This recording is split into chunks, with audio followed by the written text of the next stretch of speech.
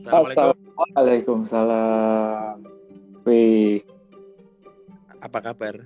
alhamdulillah baik. Apa kabar? Ini sebutannya apa, Ger? Pendengarnya, Ger? Apa ya? Penikmat agar-agar kita ya. Nikmat agar-agar. Oke. Eh, Sehat-sehat ya, Gar, selama ini, Gar. Alhamdulillah sehat. Alhamdulillah berkat selalu sehat. PBB, PSBB.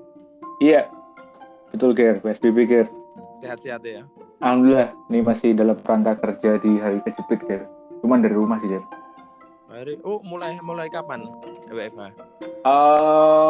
Aku lupa kalau nggak salah April minggu kedua apa ya? April minggu kedua. Iya, termasuk telat ya. Iya Karena kan kan ya. waktu itu betul PSBB kan DKI Jakarta dulu. Nah, kebetulan aku di BSD kan, kantor juga di BSD. Jadi termasuk nunggu kayak Pemkot Tangsel untuk mutusin PSBB juga. Nah, akhirnya kayak baru mulai itu minggu kedua. Kalau aku nggak salah kayak minggu kedua deh. Anu ya, tetap otonom ya, keputusan masing-masing daerah ya. Betul, keputusan masing-masing daerah. Nah, kebetulan kan PSBB juga ada subnya lagi. Kalau nggak salah ada beberapa unit bisnis yang nggak kena atau nggak kena dampak dari PSBB. Nah, tempatku itu salah satunya yang tetap bisa running normal seperti biasa. Walaupun dari internal manajemen itu menetapkan kalau masuknya shifting gitu. Cari masuk sehingga gitu. Berarti kayak media. Betul, Bang. Nah, tempatku masuk ke IT sama power, Ger. Itu nggak anu ya, nggak begitu terdampak ya. Nggak boleh tetap berjalan seperti biasa. Jadi memang ada diterbitkan surat dari Departemen Perindustrian atau Kemenparin atau apa. Nah, itu jadi pegangan pegawai gitu. Jadi misalnya once ada razia di jalan, nah itu bisa ditunjukkan gitu. Kan biasanya kan kalau kantor gitu kan pasti ada yang ke site, ke lapangan, bikin ini, bikin itu. Nah, itu biasanya bawanya itu. Jadi mereka nggak kena razia lah istilahnya, nggak kena terdampak PSBB. Gitu. Oh. Terus berarti sebelum WFH tetap ke kantor kan? Tetap ke kantor. Bahkan sekarang juga WFH kadang tetap ke kantor juga sih. Cuma kan masih ada harus dipantau. Terus kadang kan ada yang nggak bisa diselesaikan via online gitu misalnya. Itu tetap ke kantor sih. Oh, tetap ke kantor. Terus Betul. perjalanan menuju kantor nah apa kayak gimana pastinya? Kebetulan kan aku ada kendaraan sendiri ke kantor dan lumayan deket. Jadi biasanya kendaraan sendiri. Nah, cuman kalau di jalanan, ngomongin di jalanan sih memang nggak seramai hari biasa. Cuman orang yang keluar naik kendaraan pribadi, baik motor, mobil tuh ya rame seperti biasa gitu. Terlebih di sini kan semacam kayak dalam tanda kutip kota mandiri ya, gitu. Maksudnya nggak terlalu banyak polisi juga gitu. Tapi di titik-titik tertentu, misalnya dekat stasiun KRL atau di akses yang jalan yang besar itu ada beberapa pos tuh ada razia PSBB, ada kayak pemboncengan gitu-gitu kena. Gitu. Oh, tapi kemarin aku lihat berita itu transportasi kayak KRL itu ditutup terus dibuka lagi atau dibatasi. Sebenarnya kayak gimana sih situasinya?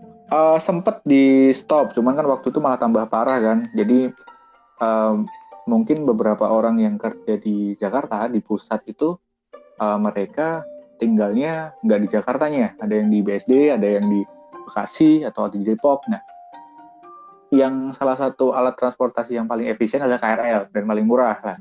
Hampir bisa dijangkau sama semuanya. Nah, itu karena itu ditutup, akhirnya mereka nggak tahu kan mau naik apa lagi, akhirnya antrilah ke busway gitu. Atau kayak kalau nggak salah nggak sempat ditutup, cuman dibatasi deh gitu. Dibatasin. Jadi yang pindah transportasi lain terus penuh no? Iya benar. Makanya waktu itu sempat ada foto yang antri busway sampai parah banget tuh kan. Nah itu salah satu impact-nya dibatasin itu gitu. Nah terus kalau nggak salah sekarang itu sampai jam 6 sore maksimal KRL, yang tadinya sampai setengah 12. No, tetap ya. Kayak MRT dari juga kayak dan ajar 30 menit. Iya, betul. sebenarnya kan dari jarak 30 menit itu yang kantor tetap jalan, maksudnya kantor tetap beroperasi secara normal kan sebenarnya juga akhirnya numpuk orang kan di setiap stasiunnya. Iya, iya. Itu impact-nya itu. Terus teman-teman kantor atau teman-teman yang sesama perantauan di sana gimana ngadepin situasi PSBB tetap kerja? Kebanyakan sih pada ya udahlah, maksudnya ya udah mulai membiasakan diri sih. Harus tetap aware, cuman di sisi lain juga kita nggak boleh terlalu parno juga gitu. Kalau MHO sih mungkin kalau selama Ramadan ini memang lebih banyak di rumah ya, cuman kemarin sebelum Ramadan itu masuk seperti biasa sih, kayak yang harusnya WFH cuman karena ada urusan di kantor harus masuk ya masuk seperti biasa gitu. Waktu itu kan ya kita jaga kebersihan aja, makan yang sehat-sehat, jaga kesehatan, udah sih minum vitamin. Sekarang juga udah mulai gampang cari vitamin, cari masker juga udah mulai gampang. Nggak panik Jadi kayak di awal ya? Udah enggak. Kebetulan di Jakarta, alhamdulillahnya dari awal itu nggak tahu, di Jogja harusnya sama sih. Supermarket itu kayak misalnya belanja beras tuh cuma boleh 2 kantong doang gitu sih per orang. Itu di warung kelontong atau kayak supermarket? Prindo kayak Giant gitu sih. Supermarket. Iya. Oh. Tapi Jadi kalau yang kalau kayak gitu itu aku nggak begitu nggak begitu ngeliatin sih. Iya, betul saya. Ada di kayak di Lotte cuma yang sekarang ini agak mengurangi jam buka itu kayak Indomaret kayak gitu. Oh, oke. Okay. Bahkan kalau dia ini sekarang bukanya kalau nggak salah jam 10 pagi, tutup jam 8 malam. Oh, hampir sama Ger. Oh, oke. Alfa Media yang gede itu tetap 24 jam kok bukanya di sini. Tetap 24 jam. Aku nggak tahu mulai kapan, cuman sekarang tuh lately udah mulai 24 jam kalau nggak salah ya. Soalnya hampir udah nggak pernah keluar malam lebih dari jam 9 ya. Oh, oke. Tuh, nggak ada jam malam, cuman memang mulai jam 8 udah sepi banget. Jadi mau keluar mau kemana juga nggak ini. Cuman kafe-kafe itu udah mulai buka gitu, cuman yang nggak ada yang ini sih. Hampir nggak ada yang nongkrong. Terus teman-teman perantauan gimana ngadepin nggak bisa mudik pulang kampung? Nah, ini sebenarnya lagi jadi dilema yang paling gede ini. Kemarin tuh sempat kepikiran untuk pribadi ya gitu ya. Untuk mau pulang selama Ramadan. Iya. Karena WFH juga harusnya nggak ada masalah gitu. Cuman yang jadi isu malah kadang tempat kita untuk pulang, guys, which is Jogja ya. Kita harus karantina dulu 2 minggu, nggak boleh langsung pulang ke rumah gitu. Jadi itu yang jadi dilema terbesar sih. Secara teknikalnya kita bisa pulang, apalagi sekarang kan mulai tanggal 7 kemarin kalau nggak salah penerbangan semuanya udah mulai normal seperti biasa ya. Oh, dibuka? Udah dibuka. Kalau nggak salah aku lihat postingannya temanku yang salah satu kerja di salah satu maskapai itu udah mulai dibuka lagi, cuman memang ada syarat yang agak nggak kayak biasanya lah. Mungkin kesehatan, surat-surat ya. Kemungkinan iya. Terus kemarin juga lihat salah satu postingan tempat aku langganan beli tiket kereta. Mungkin teman-teman yang sering pulang ke Jogja sebulan sekali pasti tahu kalau tiket kereta ke Jogja itu susah. Jadi kita pasti punya langganan yang suka beliin dulu, itu kita ganti. Nah, dia udah posting bahwa kereta lebaran tambahan itu ada gitu. Jadi secara teknikal bisa pulang, cuman di rumah itu juga dilemanya terbesarnya sebenarnya di rumah. Kalau misalnya saya sendiri mikirnya kasihan orang tua kalau kita pulang niatnya mau happy kan, cuman di sisi lain tetangga yang tidak mengharapkan kita pulang. Nah, isunya problemnya di situ sebenarnya. Iya. Agak dilema di situ. Dengar kemarin aku ngobrol sama ini sih. Tadi ada orang partner kerjaku. Jadi dia anak-anaknya itu dari Jakarta. Posisi di Jakarta. Terus sebelum pokoknya hari H PSBB itu udah buru-buru pulang kan, sebelum di-lock semua. Terus pulang bawa kendaraan pribadi, akhirnya sampai Jogja. Kan udah di-lockdown semua di Jogja ini. Iya. Kampung ini pada ditutup. Sampai sekarang masih kan? Masih. Setelah itu gimana cara ngakalinya kemarin sih agak licik sih ya. Iya. Perlu akal-akalan. Jadi terus akhirnya sudah mobilnya sudah sampai di Jogja. Akhirnya terus ke rumahnya sendiri sekitar jarak 1-2 kilo itu naik motor. Jadi Oke. kayak orang kampung sendiri aja gitu loh. Oh, oke. Nah, tapi memang Oh. setelah itu secara ada inisiatif untuk mengarantina sendiri gitu memang di rumah. Oh iya, benar sih. Tapi tetap nggak yang riwah tetangga-tetangga pada tahu banyak begitu. Cuma tetap menjaga gitu sih, protek. Iya sih benar. Sebenarnya dilemanya ada di rumah itu gitu. Akhirnya rundingan mungkin sama orang rumah, sama orang tua. Kebetulan mereka memaklumi kan, karena memang kan juga bukan satu-satunya nggak bisa balik. Jadi ya mungkin Lebaran kali ini akan nggak balik dulu. Mungkin nanti Idul Adha, mungkin kalau semua udah kayak better lah. Minimal tempatnya kita pulang tuh udah mulai biasa gitu. Sekarang kan mau nggak mau kita harus akuin ya, bahwa setiap orang yang datang dari Jakarta atau zona merah itu dalam tanda kutip ada stigma negatif. Dia harus, oh ini pulang dari Jakarta, dia bawa virus, stigmanya sekarang kayak gitu. Nah itu sih yang ditunggu agak harus adem dulu tuh itu. Yang padahal nggak semua orang di sini juga kena corona gitu. Lebih banyak yang sehat daripada yang kena. Itu sih. Tapi kan ibumu sendiri kan orang kesehatan toh. Terus nanggepinya gimana bab kesehatanmu gitu loh istilahnya? Kalau beliau kan kebetulan emang tahu keadaan di lapangan ya. Sebenarnya apa ya? Dibilang meremehkan tidak, ya ini sebenarnya virus yang ada lah, yang beneran ada lah istilahnya gitu. Korbannya tuh banyak. Kemudian rumah sakitnya dia, tempat kerja dia itu salah satu rumah sakit yang dijadikan rujukan untuk merawat pasiennya gitu. Dari yang dia tahu itu ya kebanyakan mereka bisa sembuh dengan diperbaiki imun tubuhnya seperti yang sudah beredar di media, itu emang bener gitu. Makan makanan yang sehat dan segala macam. Nah itu diterapkan juga di aku yang di sini gitu. Harus tetap jaga makan, minum vitamin. Advice-nya cuma itu aja sih gitu. Emang nggak usah terlalu overthinking lah gitu. Itu sih. Toh pun bikin penyakit ya. Iya benar. Justru itu yang bikin menurutku impact terbesar itu yang paling ngeselin yaitu. Jadi misalnya kayak kita kan mungkin di Jakarta juga ada saudara gitu, niat kita mau silaturahmi gitu. Kan kita juga lama-lama gabut juga kan, maksudnya di kosan, liburannya cuma itu aja, nonton film, YouTube, akhirnya kita pengen ke saudara gitu kan misalnya. Jadi atau ke teman. Jadi bawaannya itu disuzonin gitu. Itu sih yang paling parah. Bukan aku nggak mengalami sendiri, cuman beberapa temanku cerita kayak gitu. Jadi itu perasaan insecure mereka sendiri. Jadi mereka mungkin tuan rumahnya, terus ada saudara main ke rumah mereka gitu. Itu perasaan parno itu ada gitu. Itu sih impact menurutku yang paling parah. Jadi bawaannya tuh insecure terus. Nah itu yang bahaya tuh itu gitu. Iya, jadi kemana-mana ya. Dan menurut saya trauma yang sembuhnya lama tuh ntar itu gitu. Gitu sih. Iya betul. Hampir semua gitu. Aspek hampir semua dari budaya, dari sosial, pekerjaan, ekonomi semua juga. Betul. Pak, jadi ya merata, betul.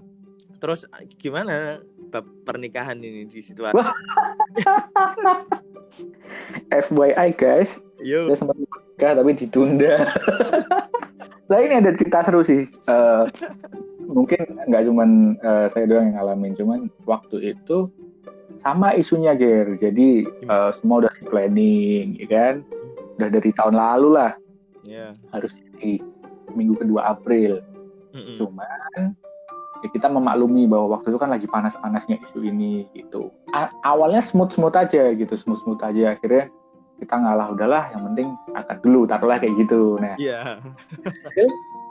last minute itu dari pihak yang menikahkan, pihak ketiga, itu ada banyak hal yang tidak bisa dipenuhi gitu. Jadi misalnya harus karantina dulu, harus ini. Nah, waktu tanggalnya itu sudah tidak memungkinkan untuk bisa karantina. Dan di waktu itu eh, saya juga belum WFH, Ger. Jadi masih masuk. Masih. Jadi nggak bisa karantina 2 minggu di Jogja, itu hal yang sangat nggak mungkin. Istilahnya kayak gitulah singkat kata. Ya betul. Akhirnya diputuskanlah untuk diundur. Tapi lamaran kapan sih lamaran? Desember, alhamdulillah. Desember ya kemarin. Desember, alhamdulillah. Iya, rencana di awal April. Terus betul. Begini tadinya kan kayaknya mau KUA tok kan? Nah itu bener, makanya itu. Jadi yang aku bilang pihak ketiga itu. Tapi aku sangat memahami sih. Jadi waktu itu kan lagi panas-panasnya. Jadi mungkin mereka khawatir juga ya. Oh, dua-duanya pengantinnya dari Jakarta posisinya gitu. Dan kebetulan pihak harimnya, perempuannya itu kerjanya aparatur negara. Jadi salah satu yang bidang yang relat sama si corona ini. Jadi dia itu bahkan sampai lebaran ini nggak dapat cuti, Ger. Nggak boleh cuti dalam tanda kutip. Tidak boleh cuti. Dan sekantornya dia itu 2 orang yang ngalamin hal yang sama. Gitu. Jadi akhirnya ya udahlah gitu. Paksain nggak baik kan, daripada nggak baik ya emang ya udahlah ditunda dulu, akhirnya gitu. Terus belum tahu nih sampai kapan nunggu terus. Ya husnuzonnya sih mungkin setelah lebaran ya, either mungkin setelah lebaran ini atau mungkin lebaran haji. Itu sih yang pasti nunggu keparnoannya itu udah agak menurun lah gitu. Iya, susah diprediksi juga ya situasi kayak gitu. Susah, betul. Maksudnya ini menurutku juga apa ya? Ya iblis sih godaannya terus-terusan ya. Kan sudah diajarkan bahwa kesuksesan terbesar seorang setan atau iblis itu bukan untuk menjerumuskan hambanya, tapi menggagalkan orang yang mau nikah. Gagalkan pernikahan, makanya kan itu udah godaan terbesar. Makanya kan ada orang ada yang godaan mau nikahnya itu kan ada yang orang ketiga segala macam. Nah ini lebih susah lagi, corona. Aduh udah nggak tahu lah itu. Aduh, makanya aku juga penasaran sama teman-teman di Jogja. Ini gara gimana nih situasi kayak gini nih? Apa ya delik-delik nikahnya? Apa ditunda atau ditunda sih? Karena di kantornya cewekku tuh ada 2 orang yang sama ngalamin dia persis. Juga mau nikah gitu? Mau nikah di minggu sebelumnya sama kalau nggak salah Juni kayak dia di cancel juga, diundurin juga. Tuh rata-rata case-nya sama sih. Jadi dia bukan orang Jakarta. Kalau mau nikah harus pulang ke daerah. Nah itu kendalanya di situ gitu. Terus kayak vendor-vendor gimana terusan? Alhamdulillah ngerti. Sejauh ini sih mereka ngerti. Jadi kayak mereka malah menyarankan gitu. Udah di hold aja dulu, ditunda dulu. Soalnya kan nggak yang tadinya kita mau happy, kalau maksain kayaknya juga malah nggak ini kan, nggak baik juga gitu loh. Mungkin ya kayak balik ke yang tadi lagi, mungkin beberapa saudara yang diharapkan kedatangannya itu nggak datang, beberapa teman-teman yang diharapkan kedatangannya itu nggak datang gitu. Ini kan kalau merit itu juga bisa dibilang selain syukuran ajang reuni juga kan, Ger? Iya betul, kumpul-kumpul. Apa nggak ketemu tuh pengennya ketemu di situ, pengen rayain bareng-bareng gitu. Cuman kalau dipaksa kayaknya nggak. Itu sebenarnya dalam hal lainnya. Cuman kalau mau mikir akadnya, ya sebenarnya bisa saja dilakukan gitu. Cuman kemarin tuh sangat nggak memungkinkan untuk dilakukan. Itu sih. Tapi sebenarnya kalau kemarin memungkinkan akadnya terjadi, lumayan yo, ngirit ya. Lumayan. Ramadan udah ada yang masakin, Ger. Nggak, sebenarnya secara agama mungkin bisa dilakukan. Cuman kan secara tercatat di negara segala macam itu kendalanya di situ sih. Itu. Iya. Ya Gar, sehat-sehat terus ya Gar, situasi ini. Iya. Bener. Buat harimu. Ya. Moga-moga semua masalah segera selesai dah dan amin. Yang penting sehat-sehat semua. Lancar lagi, jalan lagi situasinya seperti semua. Okay. Betul. Yang dipengin cuma itu sih, semua sehat. Siap. Normal lagi. Amin. Karena nggak percaya emang mengganggu kan, Kir. Semuanya lah, semua lini lah, kena lah gitu. Betul. Ya udah Gar, makasih waktunya ya sore ini ya. Thank you Ger, thank you. Sehat-sehat terus. Assalamualaikum. Assalamualaikum. Waalaikumsalam.